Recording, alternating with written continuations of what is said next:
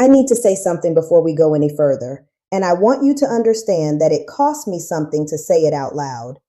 I spent 30 years as a geriatric physician. I trained at some of the most respected institutions in this country. I treated thousands of older adults, men and women in their 70s and 80s, who trusted me completely, who sat across from me and believed, genuinely believed, that I was giving them the best of what medicine had to offer. And for a long time, I believed it too. Then I stopped being able to lie to myself. And that is why I am here today, talking to you from outside the system that trained me. Because what I witnessed inside that system was not medicine, it was management. And there is a devastating difference between the two. My name is Dr. Sandra Voss. I practiced geriatric medicine for 3 decades before I walked away. I did not retire quietly. I left after filing a formal complaint against the prescribing protocols at a large multi-specialty practice where I had worked for 11 years. That complaint went nowhere. What happened to my career afterward is a separate story. What matters right now is what I saw, what I can prove, and what I am going to tell you today, because it directly affects your health, your independence, and the years you still have ahead of you. If you are 70 or 75 or 80 years old, what I am about to share may be the most important medical conversation you have ever had, and it will not cost you a single copay. Let me start with a number that I could not forget the first time I encountered it in the research. A review published in the journal JAMA Internal Medicine examined medication use patterns among adults over 65 across thousands of clinical encounters, and found that more than half of the prescriptions written for older patients fell into a category researchers called potentially inappropriate, meaning the risk outweighed the documented benefits for that age group. More than half. That was not a fringe finding. It has been replicated. The American Geriatric Society has maintained a published list known as the Beers Criteria since 1991, specifically cataloging medications that carry disproportionate risk for older adults. And yet, in clinic after clinic, year after year, I watch those same flagged medications dispensed without hesitation, without alternatives discussed, and without a single conversation about what the science actually said.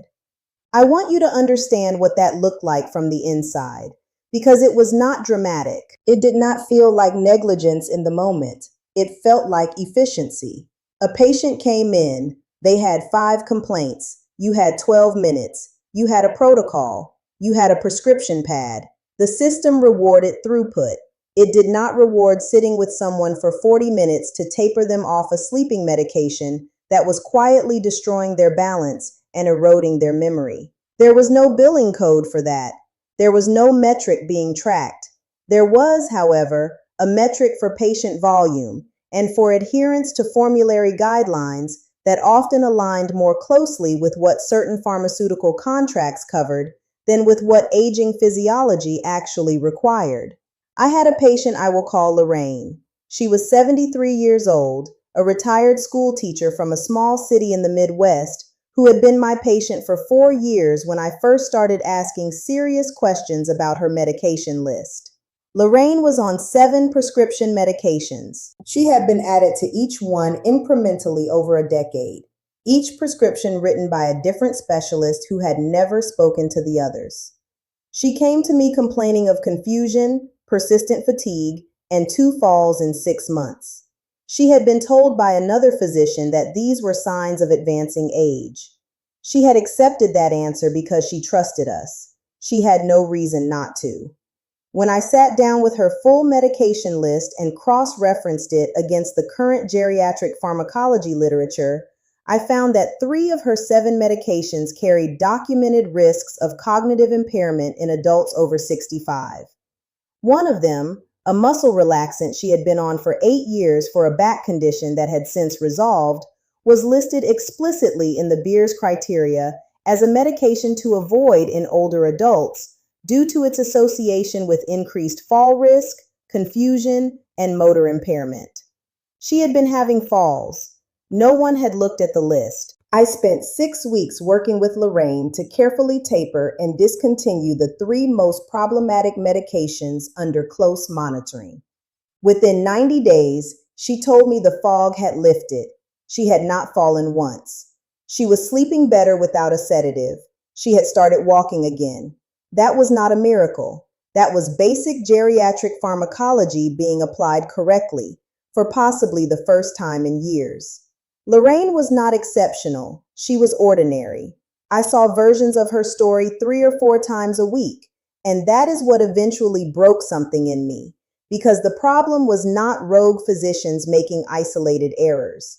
The problem was systemic, structural, and in many cases financially incentivized. Research published by the National Academy for State Health Policy and corroborated by findings from the Commonwealth Fund has documented the financial relationships between large health systems and pharmaceutical manufacturers that influence prescribing culture, formulary construction, and continuing education for physicians. I am not describing a conspiracy. I am describing a set of incentives that, when you are inside them every day, feel entirely normal until the day they do not. The day they stopped feeling normal for me came during a department meeting. We were reviewing our prescribing metrics. The numbers looked good by every internal benchmark. Patient satisfaction scores were acceptable. Appointment slots were filled. I raised a concern about a pattern I had noticed, an elevated rate of fall-related emergency visits among patients over 75 who were on concurrent benzodiazepine and antihypertensive therapy. I had the data. I had printed the relevant literature. The response from administration was not hostile. It was something more discouraging than hostility. It was indifference. The meeting moved on. And I understood in that moment that the system was not broken. It was functioning exactly as it had been designed to function. The question was whether I could continue to be part of it. I could not. And I want to be precise about what I am not saying, because it matters.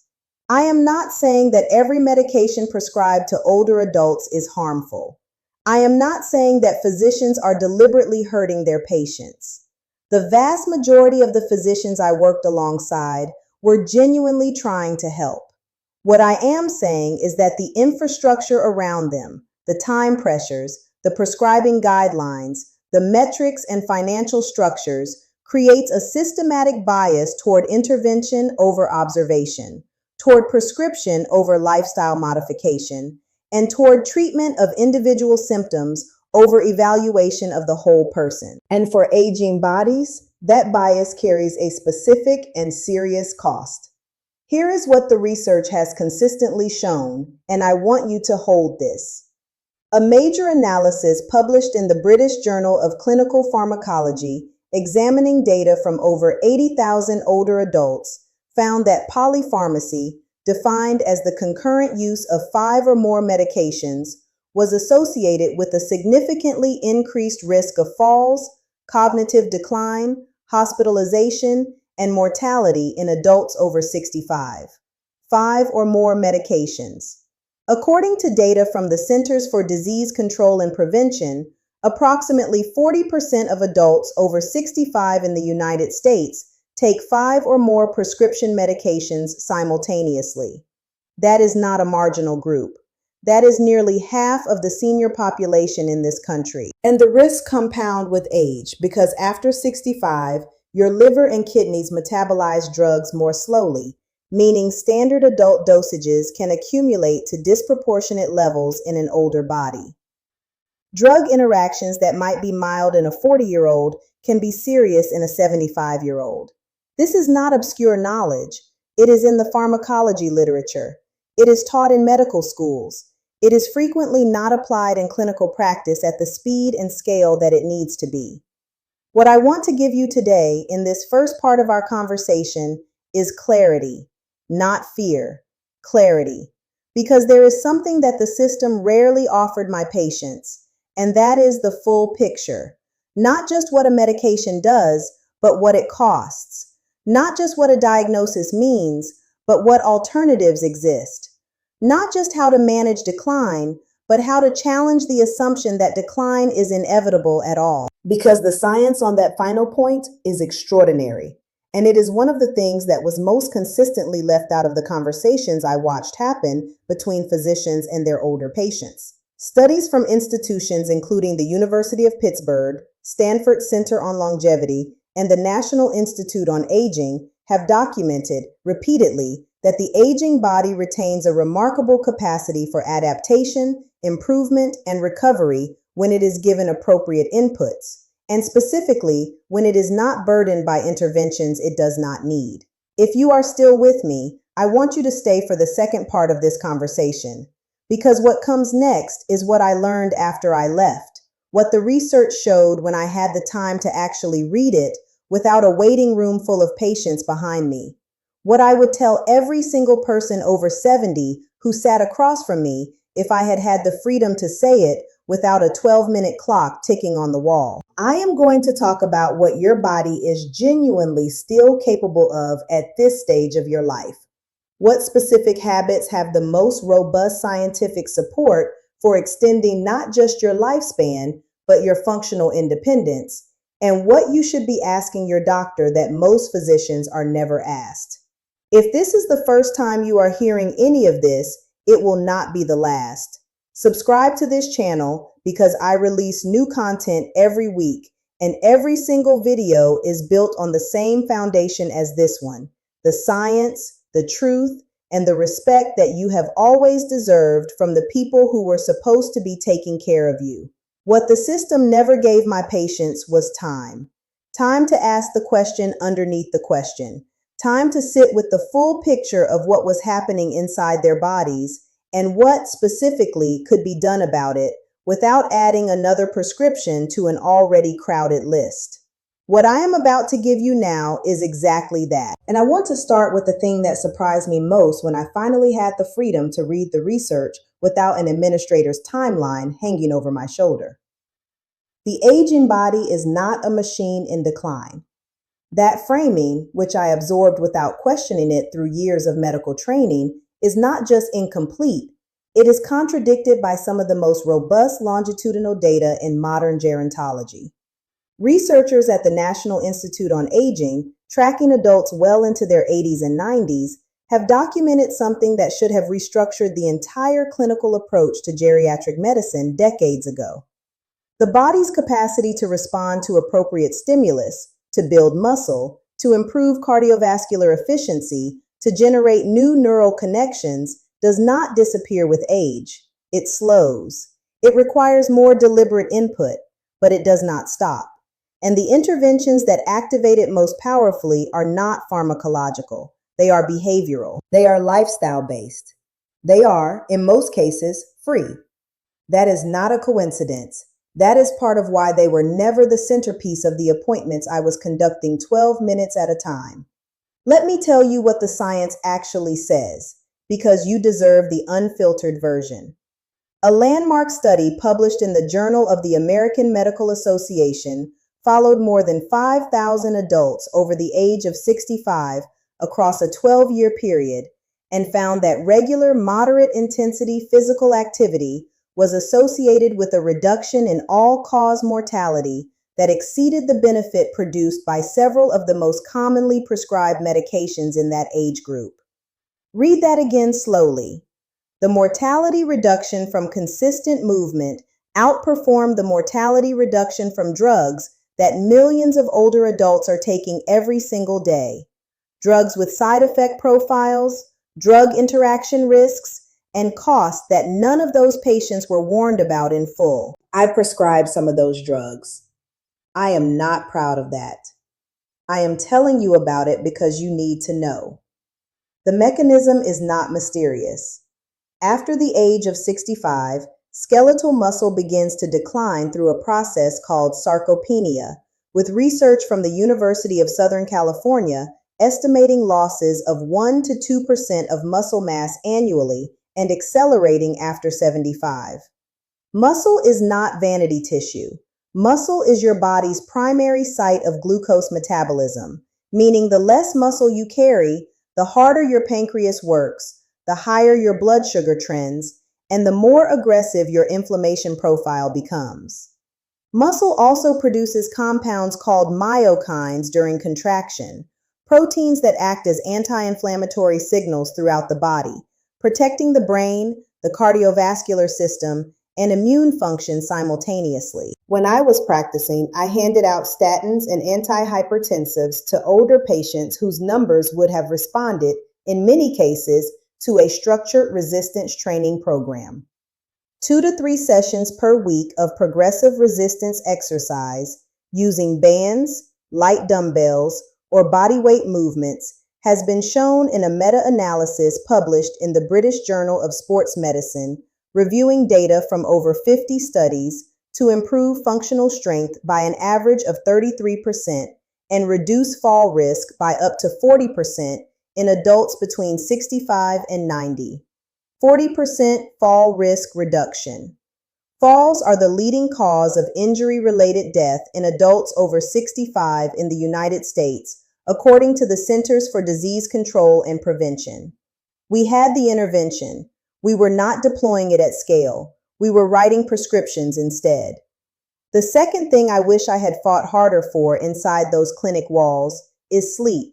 Not as a comfort issue, not as a quality of life preference, as a primary medical intervention for every older adult I treated.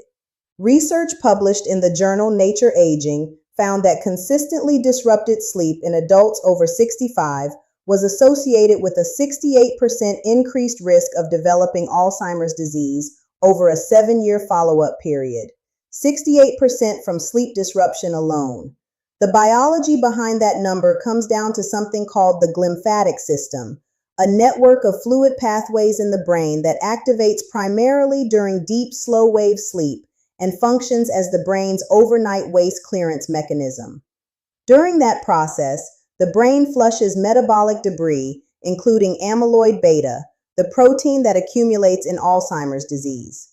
Research from the University of Rochester, published in the journal Science, confirmed that glymphatic activity is approximately 60% more efficient during sleep than during wakefulness, which means every night of poor sleep is a night your brain's cleaning crew works at diminished capacity.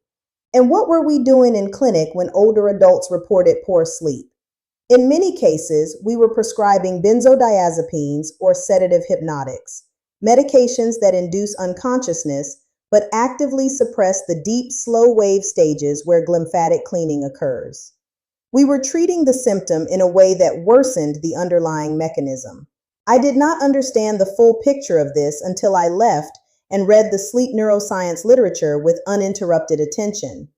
I am furious that I did not understand it sooner, because the patients who needed that knowledge were sitting across from me for years.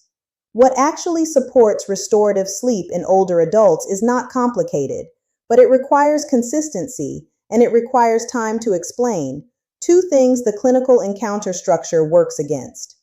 Maintaining a fixed wake time 7 days a week anchors the circadian rhythm. Getting outside within 30 minutes of waking exposes the eyes to the natural light spectrum that resets the brain's master clock, the suprachiasmatic nucleus, which governs melatonin production and sleep architecture. Keeping the bedroom temperature between 65 and 68 degrees Fahrenheit facilitates the core body temperature drop that initiates deep sleep stages. Eliminating alcohol within 4 hours of bedtime removes one of the most potent suppressors of REM and slow-wave sleep known to pharmacology, a fact that is documented, established, and almost never discussed in a geriatric appointment unless the patient brings it up. None of these interventions require a prescription. None of them have drug interactions. All of them have a stronger evidence base for improving sleep quality in older adults than the sedatives I watched being dispensed year after year. The third piece of the picture that I believe my patients deserve to hear is perhaps the one that surprised me most when I finally engaged with the research outside the clinical framework. It concerns purpose, not as philosophy, as physiology. A study from Rush University Medical Center in Chicago followed more than 1,000 adults over the age of 70 for 7 years and found that those who scored highest on validated purpose and life scales had a 2.4 times lower risk of developing Alzheimer's disease, a 43% lower risk of stroke, and lived an average of 7 years longer than their low-purpose counterparts. 7 years from a sense of meaning. The biological pathway runs through the hypothalamic pituitary adrenal axis, your body's central stress regulation system. When a person wakes with a genuine reason for the day, cortisol follows a healthy arc, rising appropriately in the morning and falling steadily through the afternoon. When purpose is absent, particularly after retirement or the loss of a spouse, that system becomes dysregulated. Cortisol stays chronically elevated. Chronic cortisol elevation drives systemic inflammation, breaks down muscle tissue, impairs immune surveillance, and accelerates cognitive decline. Loneliness and purposelessness are not soft problems. They are endocrine disorders with measurable inflammatory consequences. A meta-analysis from Brigham Young University, reviewing data from over 3 million adults, concluded that social isolation carries a mortality risk comparable to smoking 15 cigarettes per day. I never once asked a patient in a clinical appointment whether they had something meaningful to look forward to that week. That question was not on any intake form. It should have been the first one. I am telling you all of this not to make you angry, though I understand if you are. I am telling you because the picture I have just described, the suppressed capacity of the aging body, the lifestyle interventions with stronger evidence than many drugs, the non-pharmacological approaches to sleep and cognition that were systematically underused, that picture also contains something else: hope. Real, biology-based, research-supported hope, because every mechanism I have described is responsive. Adults who begin resistance training in their 70s gain measurable muscle within 8 to 12 weeks, according to research from the University of Sao Paulo. Adults who correct their sleep architecture show improvement in cognitive performance within 60 days.